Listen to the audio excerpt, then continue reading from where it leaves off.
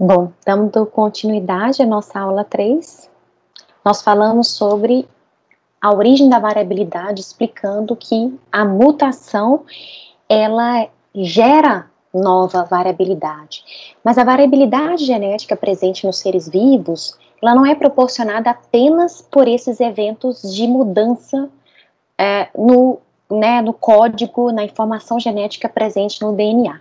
Existe um mecanismo que causa esse embaralhamento, que causa a capacidade de gerar uma variedade tão imensa de seres vivos, de qualquer espécie que você possa observar. Por exemplo, pensa na espécie humana, né?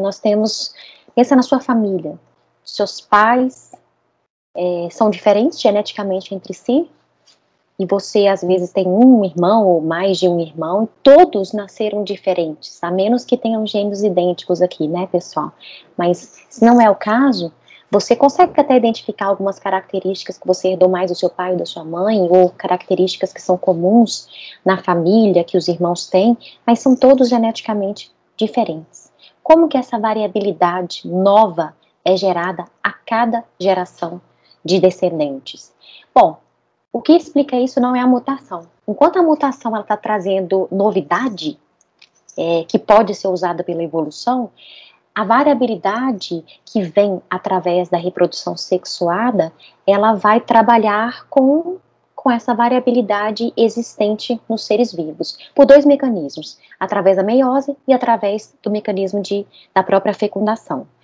Através da meiose, nós temos dois momentos importantes para gerar variabilidade, para aumentar essa variabilidade genética. Um é o crossing over, ou também chamado de permuta, que acontece durante a meiose 1. Durante a meiose 1, o que vai acontecer? Os cromossomos homólogos, eles vão se parear. Então, a gente tem um cromossomo de origem materna e paterna, do par 1 até o par 23, né, que seriam os sexuais, eles vão ficar um do lado do outro e vão se parear durante a metáfase 1. O que vai acontecer, pessoal? O que vai acontecer é uma troca de pedaços de material genético do cromossomo materno em relação ao paterno, do mesmo par homólogo. E isso é chamado de crossing over. É um evento aleatório, é um evento que não dá para prever o que será trocado, mas é um evento que é importante porque vai gerar variabilidade dentro do próprio cromossomo. E tem ainda o fato de que existe uma separação independente, uma segregação independente de cada par de homólogos que vai acontecer na anáfase 1 e depois uma separação aleatória na anáfase 2. O que isso significa? Que não dá para prever em um gameta, por exemplo, um gameta de um macho, de um animal, qual é a porcentagem de cromossomos de origem materna e de origem paterna que estarão presentes naquele gameta. Não é metade, meus queridos. Quando eu tiver o pareamento de homólogos, o posicionamento, o modo como esses homólogos estarão pareados de um lado em relação ao outro da célula, isso vai definir como que eles irão se separar. E o modo como o par, por exemplo, número 1, ele vai se posicionar em relação ao par número 2, 3, 4, até o 23, é independente. Isso vai gerar uma separação independente também. Eu vou mostrar para vocês logo em seguida. Além disso, meus queridos, ao gerar uma ampla variedade de gametas possíveis, e essa variedade ela é infinita, né, praticamente infinita, você tem ainda a união aleatória que vai acontecer entre o gameta do macho e o gameta da fêmea para gerar um novo indivíduo, ou seja, durante a fecundação também tem uma possibilidade muito grande de variação, de nova combinação genética que vai ser gerada. Então aqui está mostrando uma imagem que seria extraída de um livro de citologia, por exemplo, mostrando o evento da meiose e mostrando que durante a meiose 1 você tem o crossing over, que é justamente essa troca de partes de material genético. Então está mostrando aí o mecanismo do crossing over do lado esquerdo, que vai gerar de cara, ele já acaba gerando cromossomos diferentes. E a gente tem ainda a segregação independente. Então está mostrando ali possibilidade 1. Eu tenho o par de homólogo número 1 vamos supor, e o par número 2, que se posicionaram dessa forma. Todos os azuis de um lado e os vermelhos de outro. Suponhamos que os azuis são herdados do pai e os vermelhos são da mãe. Só que isso não é verdade, meus queridos. O modo como o par número 1 se posiciona, independente do 2, do 3, do 4, seja lá de quantos conjuntos de cromossomos aquele indivíduo tem. De forma que tem a possibilidade 2, em que eu tenho, de um lado tenho o paterno, do outro materno, e embaixo, no par número 2 de cromossomos homólogos, eu vou ter o materno de um lado e o paterno de outro. Observe que só esse posicionamento já me gera possibilidades completamente diferentes de combinação. Somado à possibilidade de trocas de partes de material genético, que é a permuta, você tem uma variabilidade muito grande de gametas que são gerados. Então, a reprodução sexuada é um mecanismo fundamental para gerar a variabilidade genética dos seres vivos. É por isso que alguns seres vivos podem até realizar a reprodução assexuada, que gera descendentes geneticamente idênticos. Mas a reprodução sexuada, ela é uma condição obrigatória de qualquer ser vivo, porque é através da reprodução sexuada que eu gero variabilidade genética, eu trabalho com todas as combinações possíveis que podem ser geradas na formação de gametas e durante a fecundação, eu embaralho as mutações também que forem originadas e eu posso gerar uma ampla variedade, uma ampla diversidade genética na população, que é o material, vamos dizer assim, que a seleção natural precisa para agir. Importante lembrar que somente a mutação é a fonte original de toda a variação genética. A reprodução sexuada, ela vai promover o quê? Esse embaralhamento, essa recombinação que amplifica, que amplia a variabilidade. E sem variabilidade genética não há seleção natural, e se não há seleção natural, meus queridos, não há evolução, não há mudança, não há acúmulo de características para favorecer a adaptação dos seres vivos. Simplesmente isso não vai acontecer. Então, o mecanismo que garante a seleção, a evolução dos seres vivos é o mecanismo da seleção natural que foi proposto desde Charles Darwin. A seleção natural, ela atua sobre essa variabilidade genética da população, mas ela atua sobre a variabilidade individual, porque é o conjunto de características que aquele indivíduo herdou que vai dizer se ele vai ser bem adaptado ao ambiente ou se ele vai ser desvantajoso com relação à sua capacidade adaptativa.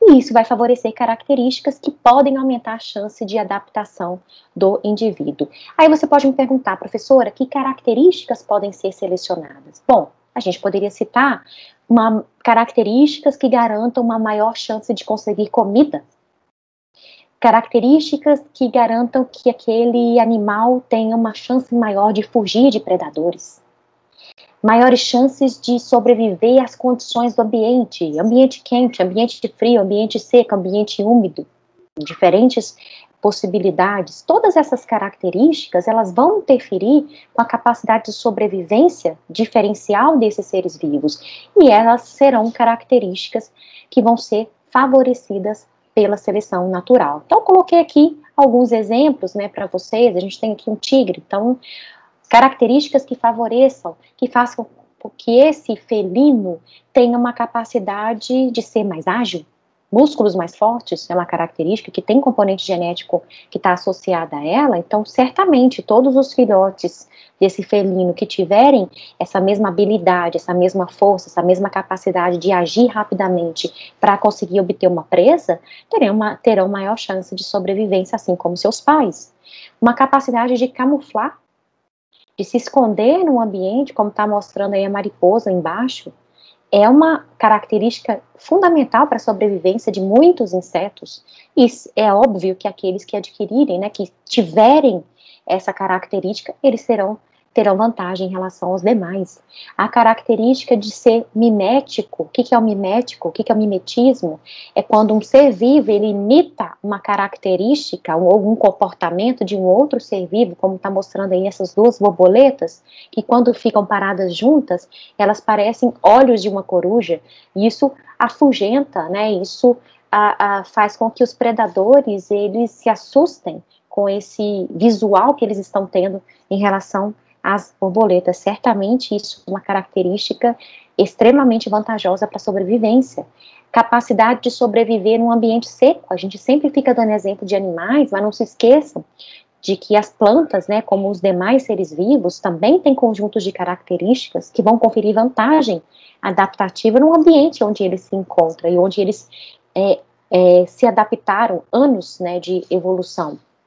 Como aí está mostrando um cacto, que tem características morfológicas de órgãos, de estruturas, que o adaptaram a esse ambiente seco, um ambiente que tem baixa pluviosidade, chuvas esparsas, pouca disponibilidade de água, baixa umidade, se adaptaram a essas condições, alta taxa de luminosidade, e conseguem sobreviver nesse ambiente, diferente de se eu pegar uma árvore, por exemplo, nativa da floresta amazônica ou da Mata Atlântica, que é uma mata fechada, úmida, com regime de chuva intenso, e eu colocar, por exemplo, no ambiente da caatinga. Obviamente que essa planta introduzida, ela vai ser uma planta que não irá sobreviver, porque ela não tem esse conjunto de características vantajosas que teriam se acumulado ao longo de várias gerações de evolução das espécies que foram adaptadas ao clima seco de uma caatinga, por exemplo. Pessoal, a seleção natural, ela vai privilegiar características que indiretamente vão influenciar no sucesso reprodutivo. Muitas dessas características.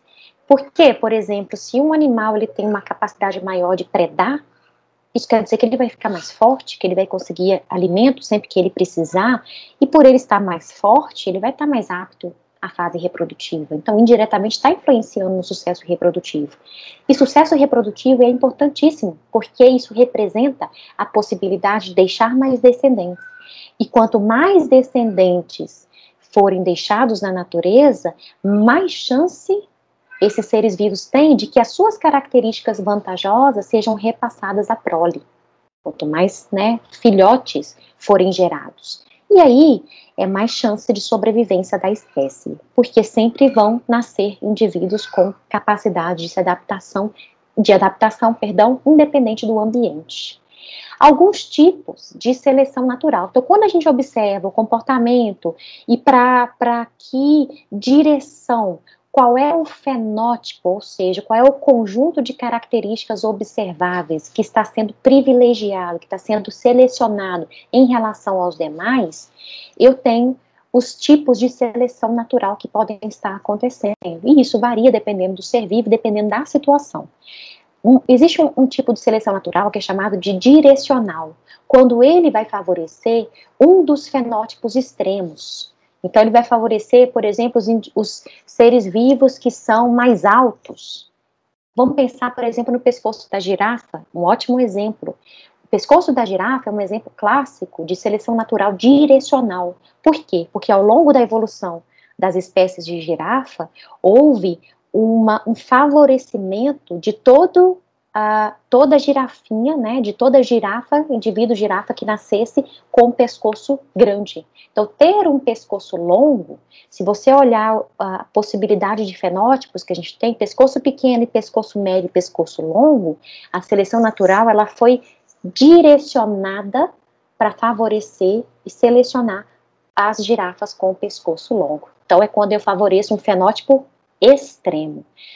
Seleção estabilizadora, quando eu estou, na verdade, eu não quero favorecer os extremos, eu quero favorecer a média. Então, quando a característica, o fenótipo intermediário é que é o mais interessante, nem de mais e nem de menos. A seleção estabilizadora, ela é muito comum de acontecer na natureza, muito comum, com várias características em que é melhor eu favorecer a característica mediana do que eu tender, né, para um extremo em relação ao outro. Eu vou dar um exemplo para vocês da espécie humana sobre esse mecanismo de seleção estabilizadora. E tem a seleção disruptiva, que é o exemplo, por exemplo, dos tentilhões de Darwin, que são aqueles pássaros que Darwin observou lá nas ilhas, em Galápagos, em que não há interesse em favorecer o fenótipo intermediário. Como eu tenho nichos, ou seja, pequenos ambientes em que eu posso ter os seres vivos ali da mesma espécie convivendo de forma harmoniosa, sem sobreposição de recursos, ou seja, sem competição por determinados alimentos, a seleção natural pode ter favorecido os fenótipos extremos. Por que isso é vantajoso, meus queridos? Porque quando eu favoreço os extremos, eu diminuo a competição. Quer ver um exemplo? As aves, né, os pássaros, os tentilhões de Darwin. Esses tentilhões, o que Darwin observou? Que nas ilhas vizinhas, e até dentro da mesma ilha maior, você tinha pássaros que pareciam ter alto grau de parentesco, embora alguns já não cruzassem mais entre si, mas que tinham bicos com características bem extremas, um com bico bem pequenininho e outro com bico maior. Dificilmente era encontrado pássaros com bicos intermediários. E sabe por quê? Porque o de bico muito pequenininho se adaptou a se alimentar de sementes e frutos que são pequenos, enquanto que os de bico maior se adaptaram a se alimentar de frutos maiores. E como raramente você tinha essa versão intermediária, você teve uma seleção que foi disruptiva, que rompeu, que privilegiou os extremos fenótipos em relação ao fenótipo do meio, que seriam pássaros com bico de tamanho intermediário. Ele nem conseguiria comer tão bem o de semente pequena e nem conseguiria comer tão bem as sementes maiores. O exemplo que eu queria falar para vocês de seleção estabilizadora na espécie humana, a gente volta para a anemia falciforme. A anemia falciforme, pessoal, ela é proporcionada, é uma mutação que eu expliquei para vocês, que muda um único nucleotídeo, que altera um único aminoácido, que altera completamente a forma da hemácia e a função da hemácia, e ela é dada geneticamente como um alelo recessivo, que você aprendeu em genética o que é isso. Os alelos recessivos, eles só vão aparecer, só vão manifestar o fenótipo quando eles estiverem em dose dupla. Por quê? Porque os alelos dominantes, basta uma única cópia daquele alelo, daquela versão gênica, para que o fenótipo apareça. Então, o indivíduo, para ter anemia falciforme, ele teria que ser homozigoto recessivo, Szinho, Szinho. Esse indivíduo tem baixa expectativa de vida. Por quê? Porque todas as hemácias dele serão hemácias defeituosas. Vai depender de transfusões de sangue. Em geral, ele não chega nem à fase adulta, e muito menos à fase reprodutiva. Já se ele for heterozigoto, ele tem uma versão mais branda da doença. Então, ele tem os problemas que são proporcionados pela anemia falciforme, mas ele tem uma certa expectativa de vida maior. Ele consegue conviver bem com o tratamento, né, com acompanhamento a vida inteira. Aí você pode me perguntar, professora, se, né, esse indivíduo heterozigoto, ele de certa forma, traz uma desvantagem em relação aos que são saudáveis, Szão, homozigotos dominantes, para que, como que ainda você observa esse alelo na população, especialmente na África?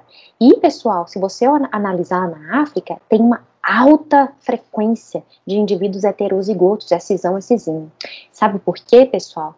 Eles descobriram que o fato dele ser Szão, Szinho, de ter um alelo recessivo que causa anemia falciforme, é suficiente para trazer uma certa desvantagem com relação à anemia falciforme. Por outro lado, traz uma vantagem contra a malária. O protozoário que causa a malária tem uma certa dificuldade de se reproduzir nessas hemácias. Então, por causa dessa vantagem com relação à malária, os indivíduos que têm anemia falciforme são heterozigotos, eles são resistentes a desenvolver a malária, isso acabou sendo selecionado positivamente. E a seleção natural, ela não vai atuar favorecendo o homozigoto recessivo, porque esse acaba morrendo. Ela vai atuar estabilizando no fenótipo intermediário, fenótipo heterozigoto. Porque o heterozigoto, ao mesmo tempo que sobrevive, ele ainda confere uma vantagem contra a malária. Então, o Szão, Szinho, o indivíduo Szão, Szinho, tem uma vantagem sobre o homozigoto dominante e sobre o homozigoto recessivo. É um exemplo de seleção natural estabilizadora. E aí, por fim dessa parte da aula, eu queria falar sobre a seleção sexual. Pessoal, Darwin separou muito bem os dois tipos de seleção e também os autores mais recentes da teoria moderna da evolução também separam. Existem características que diretamente vão influenciar no sucesso reprodutivo. E, em geral, essas características, elas estão relacionadas com a capacidade de atrair a fêmea. E elas ocorrem muito nos machos. E isso é interessante porque a maioria dessas características, na verdade, não trazem nenhuma vantagem adaptativa para a sobrevivência em si daquele macho. Muito pelo contrário, se você olhar o pavão, que tem aquelas penas enormes, aquela coisa meio desengonçada, você fala assim, gente, como é que vive um pavão macho com aquilo ali? Mas é muito mais porque aquela característica favorece o sucesso reprodutivo, então tem uma seleção sexual envolvida nisso, do que uma vantagem de adaptação, né, de conjunto de características normais relacionadas à adaptabilidade, à sobrevivência do macho no ambiente. E essas características, que são características atrativas, que normalmente são características visuais, de penas, de coloração, de chifre grande, de canto diferente, que alguns pássaros têm, aumentam as chances de se conseguir um parceiro sexual. E isso é fundamental, porque quanto mais parceiros sexuais você tiver, mais sucesso reprodutivo você tem, mais descendentes você deixa, e, portanto, mais chance da sua característica vantajosa para o sucesso reprodutivo ser repassada para as próximas gerações. E aí, isso muitas vezes gera competição dentro da espécie. Por quê? Porque essas características selecionadas, elas vão, em alguns casos, algumas dessas características vão proporcionar combate entre machos, por exemplo, chifres e cornos, que são comumente chamados de armas. É interessante, pessoal, que os cientistas que estudam essa área de seleção sexual, eles observaram que os machos têm uma tendência de investir muito mais na quantidade de fêmeas, em conseguir atrair o máximo de fêmeas possível e copular com o máximo de fêmeas possível para se acasalar. Enquanto que as fêmeas, elas investem muito mais na qualidade do macho. É engraçado isso, né? Machos com características que possam aparentar ser interessantes para a prole. Essa hipótese é chamada de hipótese dos bons genes. Ou seja, quando a fêmea olha para aquele macho bonitão, com aquele canto maravilhoso, aquelas penas do pavão enorme, o que os cientistas acreditam é que isso proporciona para a fêmea a sensação de que aquele macho é saudável. Então ele teria bons genes para serem passados para a sua prole, ou seja, ele é digno de se acasalar comigo. É mais ou menos assim que a gente raciocina essa questão relacionada à seleção sexual. E aí você tem, né, isso na natureza acontecendo, e de fato existe muita seleção sexual sendo observada e descrita em vários tipos de seres vivos. Bom, a gente continua então com a migração e fluxo gênico na próxima aula.